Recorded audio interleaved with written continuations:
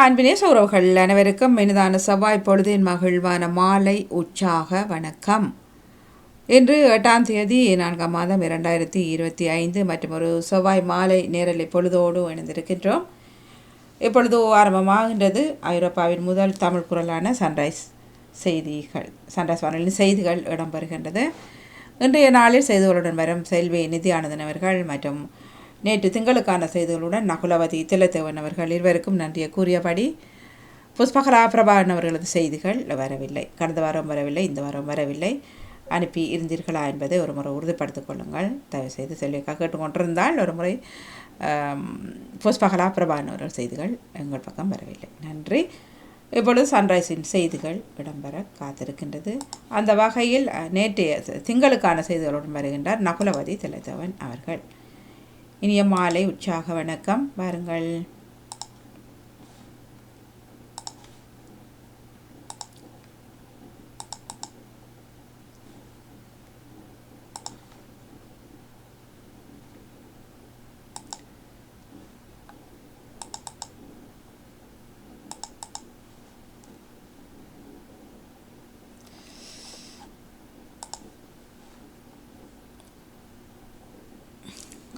இன்றைய நாளுக்கான செய்தியுடன் செல்வி நித்யானந்தன் அவர்கள் இணையும். வணக்கம். வாங்க. சன்ரைஸ் செய்திக்காக இணையவள செய்தி தொகுப்புடன் நெதர்லாந்தில் இருந்து செல்வி நித்யானந்தன். இலங்கையில் கொரோனாக்கள் விகடகவையில் உள்ள எரிபொருள் நிரப்பு நிலையத்தில் நேற்றிரவு ஏற்பட்ட பாரிய எரிவாயு வெடிப்பில் எரிபொருள் நிலையத்தின் முகாமையாளர் உட்பட 4 பேர் தீயில் கருகி உயிரிழந்துள்ளார்கள். முன்னாள் ஜனாதிபதி மகிந்த ராஜபக்ச நல்ல உடல்நலத்துடன் இருப்பதாக அவரது மகன் பாராளுமன்ற உறுப்பினர் நாமல் ராஜபக்ச தெரிவித்துள்ளார்.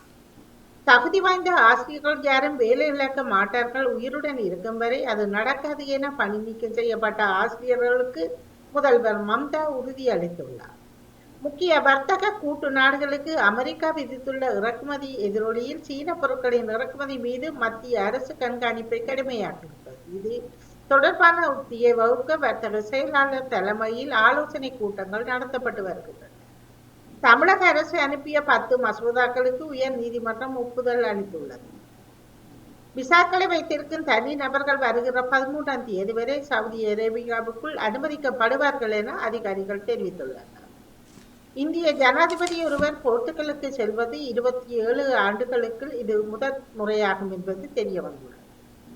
அமெரிக்க ஜனாதிபதியாக டொனால்ட் ட்ரம்ப் பதவியேற்ற பிறகு அதிரடி அறிவிப்புகளை வெளியிட்டு வருகின்றார். 2ஆம் தேதி பல்வேறு உலக நாடுகளுக்கு பரஸ்பர வரியை அறிவித்துள்ளார். மியான்மரில் நிலநடுக்கத்துக்கு 3564 பேர் பலியாகியுள்ளனர் என இராணுவ ஆட்சியின் செய்தி தொடர்பாளர் மேஜர் ஜெனரல் ஜாமின்சுன் உறுதியளித்துள்ளார். வரி விதிப்பு தொடர்பாக சீனாவுடனான அனைத்து பேச்சுவார்த்தைகளும் நிறுத்தப்படுவதாக டொனால்ட் ட்ரம்ப் கூறியுள்ளார்.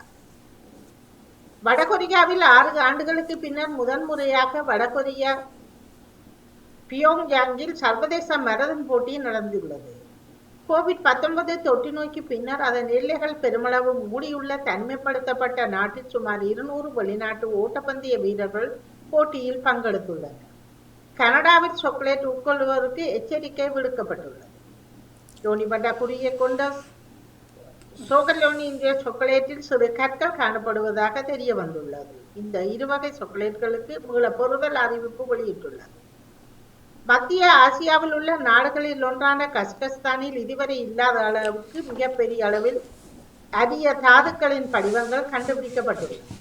45 உக்ரைனிய குடிமக்கள் வெற்றிகரமாக மீண்டும் தாயகம் திரும்பி 17ஆம் வட்டாரத்தில் உள்ள கழிவு அகற்றும் நிலையம் நேற்று பிற்பகல் தீப்பிடித்து எரிந்துள்ளது. மருத்துவ கழிவுகள் உட்பட்ட பல கழிவுகள் அளிக்கும் குறித்த நிலையத்தில் ஏற்பட்ட தீயினால் காற்றின் நச்சுத்தன்மை கலந்திருக்கலாம் என சந்தேக கும்பகோணவின் புனித நீர் வெளிநாடுகளுக்கு தேவைப்படுவதை எடுத்துக்காட்டும் வகையில் 1000 போத்தல்களில் அடைக்கப்பட்ட புனித நீர் ஜெர்மனிக்கு அனுப்பி வைக்கப்பட்டுள்ளது. இந்தியா, வங்கதேசம், பாகிஸ்தான் உட்பட 14 நாடுகளுக்கு சேர்ந்த மக்களுக்கு விசா வழங்கல் நிறுத்தி வைக்கப்படும் என சவுதி அரேபியா அறிவித்துள்ளது. சுவிஸ் பெண்களில் 18 வயதுக்கு 49 வயதுக்கும் இடைப்பட்டவர்களில் 63% குலத்தை பெற்றுக்கொள்வதில் விருப்பமில்லை என அலுவலக தரவுகள் கூறுகின்றன. என்ற சென்னை அணி 2025 IPL தொடரில் 4 போட்டிகளில் விளையாடி 3 போட்டிகளில் தோல்வியை தழுவி புள்ளி பட்டியலில் இருந்து 9வது இடத்துக்கு உள்ளது. ஏற்கனவே தோனிக்கு 43 வயதாகிவிட்ட நிலையில் இந்த IPL தொடர் அவருக்கு கடைசி 5 தொடராக இருக்கும் என பலரும் கருதி வருகின்றனர். கிறிஸ்டியானோ ரொனால்டோ 2 கோல்கள் அடிக்க அல் நசர் அணி 3-1 என்ற கோல் கணக்கில் அல் ஹிலால் அணியை வீழ்த்தியுள்ளது. சர்வதேச கிரிக்கெட் கவுன்சில் ஒவ்வொரு மாதமும் சிறந்த வீரர் மற்றும் வீராங்கனைகளை தேர்வு செய்து கௌரவித்து வருகிறது. அதன்படி மார்ச் மாதம் சிறந்த வீரர் மற்றும் வீராங்கனைகளை தேர்வு செய்து தலா 3 வீரர் மற்றும் வீராங்கனைகளை கொண்ட பரிந்துரை பெயர் பட்டியலை ICC அறிவித்துள்ளது. அதன்படி சிறந்த வீரருக்கான பட்டியலில் இந்தியாவின் ஸ்ரேயஸ் ஐயர் மற்றும் நியூசிலாந்து வீரரான ஜேக்கப் டபி, சச்சின் ரவீந்தர் ஆகியோர் இடம்பெற்றுள்ளார்கள். சிறந்த வீராங்கனைக்கான பரிந்துரை பட்டியலில் அமெரிக்காவின் சேத்னா பிரசாத் மற்றும் ஆஸ்திரேலியா வீராங்கனையான அன்னபெல் சதர்லேண்ட், ஜோர்ஜியாவின் போல் ஆகியோர் இடம்பெற்றிருப்பதாக தெரிய வந்துள்ளது. இத்துடன் செய்திகள் நிறைவடைகின்றன. நன்றி, வணக்கம். யார் ஒருவரது செய்திகள் எதுவும் இல்லாமல் செய்திகளாக தகவலாக தெரியவில்லை. நன்றி, வணக்கம். வாருங்கள் நகுலவதி தெளித்தவனர்களே.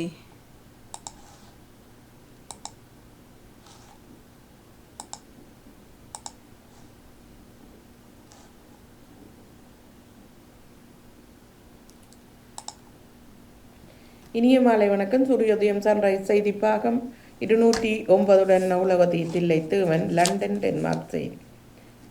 பிரித்தானியாவின் இளவரசி கேட், இயற்கை என்பது குடும்பத்தின் சரணாலயம் என்றும் பிரித்தானியா முழுவதும் இயற்கைகள் பல உள்ளன என்றும் இந்த இயற்கை அன்னியை போற்றுவோம் என்றும் குறிப்பிட்டிருக்கிறேன். லண்டனில் துப்பாக்கியுடன் சென்ற நுழைய முயற்சித்த ஒருவரை காவல்துறையினர் துப்பாக்கி பிரயோகம் செய்து அவரை கைது செய்தனர். மில்டங்கிஸ் போயிரத நிலையத்தில் துப்பாக்கியுடன் நுழைய முயன்றவரை துப்பாக்கியால் சுட்டு அவரை பிடித்த போது அவர் சிகிச்சை பலனின்றி இறந்து விட்டதாக காவல்துறையினர் தெரிவித்திருக்கிறார்கள். பிரித்தானியாவில் சொந்த தந்தைக்கு மகனினால் நேர்ந்த கைதி. பிரைடனின் 57 வயதான தந்தையை கத்தியினால் குத்தியிருக்கிறார்.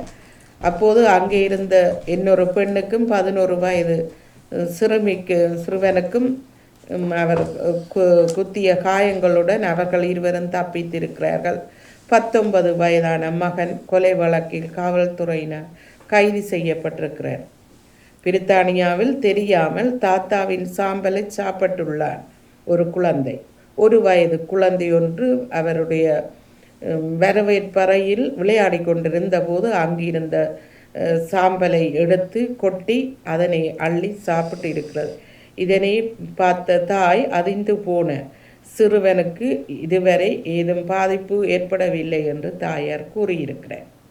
பிரித்தானிய பிரதமர் ஸ்டாமர், பழைய காலம் போல் இப்போது இல்லை, இது இப்போது புதிய காலம். நமது உலகத்துக்கு பொருளாதார போட்டி ஏற்பட்டிருப்பது நமது நாட்டின் பாதுகாப்பு தேவை. இந்த பாதுகாப்பு என்றால் வேலை இழப்பு, பட்டினி, வாழ முடியாத நிலை என்பது. இதனை முதலில் பாதுகாக்க வேண்டும். நினைக்காத ஒரு காலம் இப்போது வரப்போகிறது, அதனை பார்க்க வேண்டும் என்று கூறியிருக்கிறார். பழைய காலம் முடிந்து விட்டது என்று மக்களுக்கு கூறியிருக்கிறார். மேலும் விடுதலை நாளன்று அமெரிக்க பிரதமர் ட்ரம்ப் அவர்கள் பல நாடுகளுக்கு வரியினை விதித்துள்ளார். இந்த வரியினால் இங்கிலாந்துக்கு பிரித்தானியாவுக்கும் 10% வரி அமுலுக்கு வந்திருக்கிறது. இந்த வரி விதிப்பினால் இப்போது லண்டன் பங்கு சந்தைகள் எல்லாம் சரிந்து நிலையில் இருக்கின்றன. இதனால் லண்டனில் உள்ள ஒரு கார் நிறுவனம் JLR என்றது ஜக்குவா லேண்டோவர் கார் நிறுவனம் அமெரிக்காவுக்கு அனுப்பும் கார்களை அனுப்பாமல் நிறுத்தியுள்ளது தற்காலிகமாக. ஸ்கொட்லாந்தின் வனப்பகுதியில் காட்டுத்தீ கடந்த வெள்ளி இரவு ஏற்பட்டிருக்கிறது. இது இங்கிலாந்து முழுவதும் பரவும் எனும் எச்சரிக்கை விடப்பட்டிருக்கிறது. தீயணைப்பு வீரர்கள் இந்த தீயை கட்டுப்படுத்த முயற்சி செய்து வருகிறார்கள். மக்கள் காவல்துறையினர் கூறியிருக்கிறார்கள் மக்களை பாதுகாப்பாக விலகி இருக்கும்படி. தொடர்வது டென்மார்க் செய்தி. டென்மார்க்கில் லீனா ராஸ்முசன் என்பவர் ஒரு ஆய்வொன்றில் பங்கேற்றிருக்கிறார். அங்குள்ள மக்களுக்கு அவர் கூறியதாவது, ஒரு நாளைக்கு குறைந்தது 6 மணித்தியால நித்திரை போதுமானது. ஆனால் அதில் குறைய 3-4 மணித்தியால நித்திரை கொள்ளும் மக்கள் பகலில் 15 குறைந்ததாவது 15 நிமிடமாவது நித்திரை கொள்ள வேண்டும்.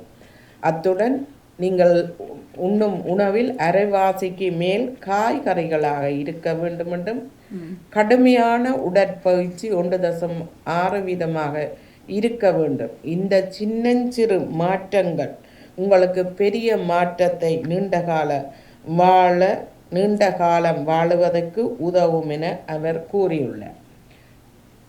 69 வயதுடைய ஒருவர் இளநீரை குடித்ததினால் மரணம் எய்தியிருக்கிறார்.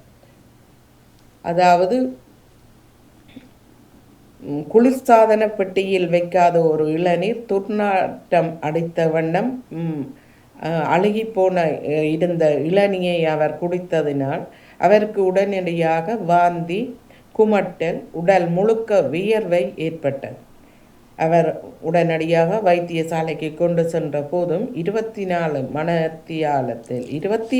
மணி நேரத்தில் அவர் சிகிச்சை பலனின்றி இறந்திருக்கிறார். நன்றி. மீண்டும் ஒரு செய்திகளுடன் மறுவாரம் சந்திக்கும் வரை விடைபெறுபவர் நவுலவதி தில்லை. நன்றி. மிக சிறப்பு. மிக்க நன்றி. செய்தி வாரம் 290 இடம்பெற்றிருந்தது. மணிக்கவன் 209 இடம்பெற்றிருந்தது. மிக சிறப்போடு இந்த செய்திகளுக்கு மிக்க நன்றி. நன்றி, வணக்கம். அவர்கள் இணைந்திருந்தார்கள் நகுலவதி தில்லைத்தேவன் அவர்கள் நேற்று திங்களுக்கான செய்திகளுடனும் மற்றும் செல்வி நிதி ஆனந்தன் அவர்கள் இன்றைய நாளுக்கான செய்திகளுடனும் மிக சிறப்போடு உற்சாகத்தோடு தந்திருந்தார்கள்.